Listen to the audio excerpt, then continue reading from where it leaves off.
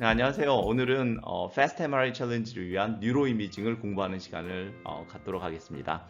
이 클래스는 몰라도 되는 수업이어서 그냥 여러분의 배경 지식을 위한 펀 클래스라고 생각하면 좋겠습니다. 우선 이 비디오 클립을 보도록 할게요. 다들 아는 저글링을 하는 장면입니다. 이 친구가 처음으로 저글링을 배우기 시작했는데 데이 1에는 저글링 하는 게 굉장히 어려워요. 공색이 이렇게 움직이는 게 사람 마음같이 잘 안 됩니다. 하지만 이 친구가 매일 30분씩 일주일을 연습을 하고 나면 이렇게 할 수 있어요.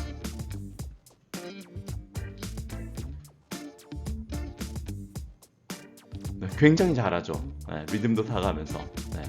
여러분도 일주일만 연습하면 이 정도 저글링을 할 수 있습니다. 자, 그러면 첫 번째 질문은 이거예요. 무엇이 변했을까요? 왜 무엇이 변했기에 우리가 저글링을 못하던 사람이 저글링을 하게 됐을까요? 자, 그리고 두 번째 질문은 우린 사이언스를 하잖아요. 사이언스 하는 입장에서 무엇이 변했다는 것을 어떻게 알 수 있을까요? 그죠? 이 둘 다 되게 생각해 볼 만한 포인트고 사실 우리가 연구하는 분야 또는 이번에 챌린지 하는 분야가 뇌과학이기 때문에 정답은 뇌가 변했고 뇌를 어떻게 본다고요? 네, MRI를 이용해서 보기 때문에 뇌를 MRI로 봄으로써 이 변화를 확인할 수 있다는 결론이에요.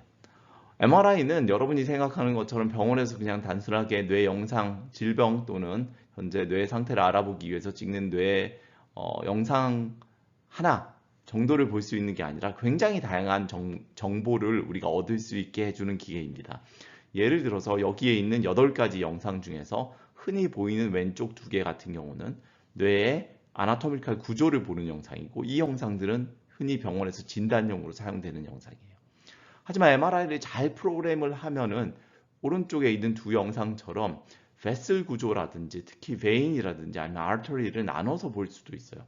물론 이런 정보들도 진단에 되게 중요한 영상 기법들이에요. 이 모든 영상 방법이 MRI를 어떻게 프로그램하냐에 따라서 다른 정보를 얻을 수 있습니다. 이뿐만 아니라 우리가 뇌과학에서 관심 있는 뇌의 활동, 펑셔널 MRI로 부르죠. 그런 거라든지 아니면 뇌의 연결, 디퓨전 이미지라고 부르는 이런 것들이라든지 뇌의 수초 또는 마일린의 양을 측정할 수도 있고 이와 같이 굉장히 다양한 뇌의 정보들을 얻어낼 수 있는 시스템이에요. 그리고 아까 본 것과 같은 뇌가 어떻게 변화하느냐 이걸 brain plasticity 또는 neuroplasticity라고 부르는데 이런 것도 MRI를 저글링 하기 전에 찍고 그다음에 저글링을 몇 주 배운 다음에 그 촬영을 다시 함으로써 똑같은 사람에 대해서 알 수 있습니다. 어디가 변했는지를. 물론 이제 한 사람에 대해서 확인하는 건 굉장히 어려운 일이고 한 30사람 정도를 다뭐 그 저글링 배우기 전과 저글링 배운 후를 찍음으로써 평균적인 뇌에서 어디가 변했는지를 확인하여서 이곳이 저글링을 배움으로써 그 뇌가 변하는 영역이다라는 결론에 이를 수 있습니다. 물론 이거를 많이 개발을 하면 우리가 생각하는 상상의 일들도 할 수 있어요. 예를 들어서 뇌를 해킹하는 일도 할 수 있습니다. 가장 단순하게는 fMRI라는 뇌의 활동을 측정하는 기법을 이용해 가지고 여러분한테 다양한 영상들을 보여줌으로써 그 각각 영상에 대해서 여러분 뇌가 어떻게 반응하는지를 측정을 합니다. 그렇게 해서 굉장히 다양한 영상들에 대해서 여러분의 뇌의 반응을 측정한 후에 새로운 영상을 보여준 후 이 사람이 무엇을 보고 있는지 컴퓨터한테 재구성을 하라고 한다면 이 사람이 보는 것을 어느 정도 만들어줘요. 여기에 결과가 하나 있는데 한번 같이 볼까요?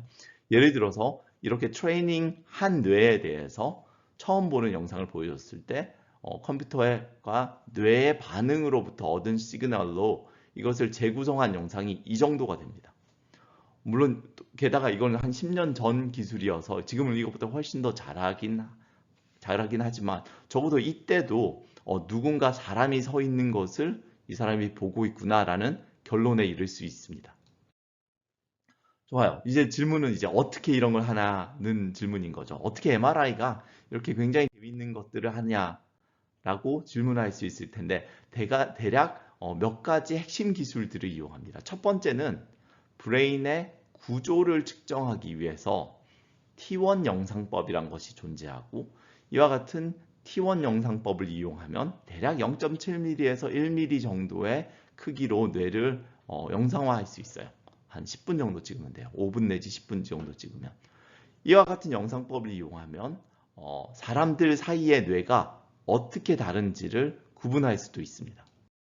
예를 들어서 사람들을 여러 명 찍은 다음에 뇌를 스탠다드 스페이스라고 부르는 평균적인 뇌의 그 레지스트레이션 과정을 통해서 레지스트레이션을 하고 이걸 통해서 알츠하이머 디지즈 환자들의 뇌와 정상군의 뇌가 어디가 다른지 이렇게 비교하는 연구들을 할 수 있습니다.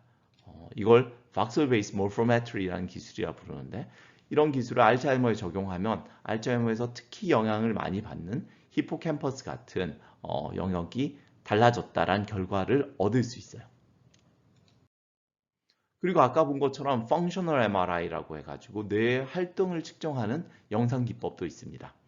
이런 펑셔널 MRI를 이용하면 당연히 뇌의 어느 부분이 주어진 액티비티 또는 스티뮬레이션에 의해서 활성화가 되어 있는지를 측정할 수 있습니다.